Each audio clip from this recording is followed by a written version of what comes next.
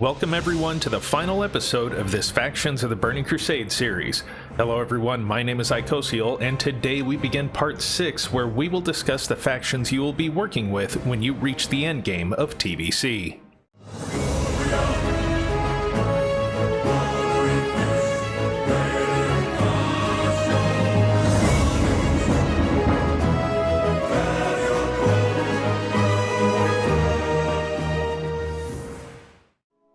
There's a reason why I saved these 3 factions for last, and it's because they're minor factions that you'll be dealing with when you reach the endgame raids. The raids that concern us with these factions are that of Karazhan with the Violet Eye, Mount Hyjal with the Scale of Sands, and Black Temple with the Ashtongue Deathsworn. Timestamps for this video are provided in the description below so that you can skip to the information you need. Now with that being said, let's get started with the Violet Eye.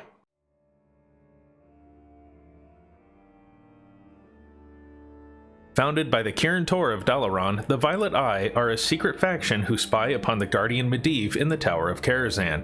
Medivh is known to be dead, but the Violet Eye remains in Karazhan to defend against the evil that appears to have taken hold of the manor in the void of its former master.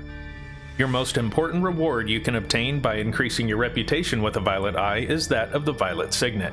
This ring becomes available when you reach a friendly reputation with the faction and speak with Archmage Laerda, who offers you the quest to receive it. As you gain higher reputation with the Violet Eye, the Archmage will increase the power of your ring accordingly. The quest is called the Path of the Violet Protector, Assassin, Mage, or Restorer, and it's at this first step you will make your choice to power up one of 4 Violet Signets, which are shown here.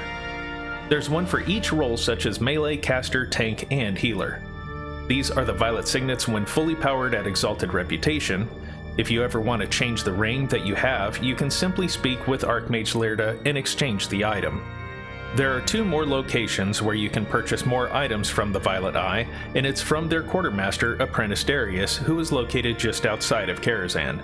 He doesn't sell much, so I'll show you each item available starting with Honored Reputation.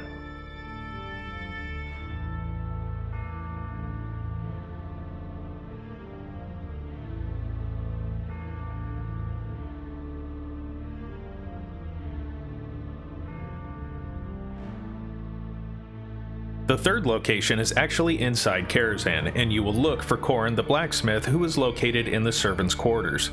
You will run into him during your Karazhan questline, and to purchase any of his items, you must be at least honored. His most significant items for purchase are the plans for the Ice Guard plate armor that your tanks will need in Serpent Shrine Cavern. You're very limited on how you can increase your reputation with the Violet Eye, as most of the rep gains are found inside the Karazhan raid. However, before you can get into Karazhan, you must first acquire the Master's Key. This is a long quest chain that gets you attuned to the raid. I will discuss this entire quest chain in a future video, but at a glance, it's going to require you to collect several fragments in several dungeons and bring those fragments to the opening of the Dark Portal in the Black Morass. You will get 2100 reputation with this questline alone to start out. The questline will continue with the quest The Violet Eye, and the remaining quest will all be completed inside Karazhan. In total, you will receive just over 10,000 reputation from completing the quest alone, but the multiple times it takes to run Karazhan, you will receive a lot more. Finish all the quest and continue to farm gear inside the raid, and you'll reach Exalted fairly quick.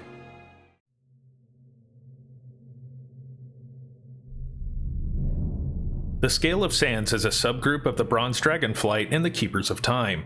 Led by Sora Dormi, who appears as a high elf within the Caverns of Time, their focus is preserving the timeline around the events of the Battle of Mount Hyjal. Similar to the Violet Signet you powered up with your Violet Eye reputation, the Scale of Sands faction has its own ring for you to also power up. Once you have turned in the Vials of Eternity quest and your reputation level is friendly with the Scale of Sands, Sora Dormi will offer you the quest that offers you your first Band of Eternity ring. These are the 4 to choose from, and each one is tailored for use by either a melee or caster DPS, tank, or healer. When you reach Exalted with the faction, they will be upgraded to these final versions. Also available from Endormi, the Keeper of Ancient Gem Lore, who is located in the Caverns of Time, are dozens of jewel crafting designs. These are all usable with a skill level of 375 in jewel crafting, and they're all very useful to those in the endgame content. There's so many designs that I will just have to show you the ones offered at Revered, as there's no rewards when reaching Exalted. These designs are also offered by the Shattered Sun Offensive, and while easier for smaller groups to obtain them, they are also a lot more expensive. In order to start earning reputation with the Scale of Sands, you need to complete the quest The Vials of Eternity. This is offered to you by Sora Dormi within the Caverns of Time, and there's no requirement to get this quest other than being level 70.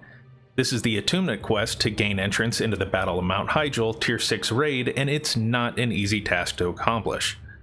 To complete this quest, you need to obtain Kael's Vile Remnant and Vasha's Vile Remnant. That means your guild needs to be able to defeat the final Tier 5 raid bosses of Kael Thas and Lady Vash. You will earn 3,000 reputation once you turn this in to reach Friendly and earn your first Band of Eternity ring. From this point on, your only recourse to earn reputation is to farm the Battle of Mount Hyjal raid, but you're going to be doing that anyway because there's a lot of great gear to be had. Try to have fun though, because there's an unhealthy amount of trash in this raid. The good thing is that if you can fully clear the raid, you'll get between 7,000 and 8,000 reputation.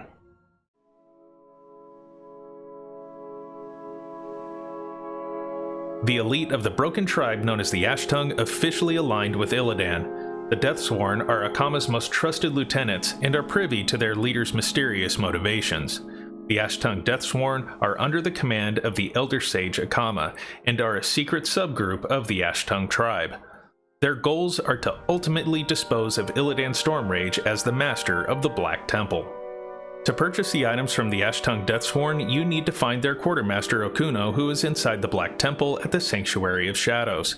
He sells for you all sorts of patterns and plans for leatherworkers, tailors, and blacksmiths, and all of these items are extremely important if you plan to conquer the Black Temple. That's because all of it has a ton of shadow resistance that each member of your raid will need, and they are available at the friendly and honored reputation levels. There are no items to purchase at Revered, so you will need to grind your way to Exalted in order to purchase more items. Once you're Exalted, you will be able to purchase your class trinket, which in most cases is a very powerful item to have equipped. There are no other items that can be purchased from this faction. To begin earning reputation with the Ashtongue Deathsworn, you need to speak to either Anchorite Sela, who is found at the Altar of Shatar for the Aldor, or Arcanus Thelis, who is found at the Sanctum of the Stars for the Scryers. Both will give you the quest The Warden's Cage, which sends you to Sonoru, who is located here in Shadowmoon Valley.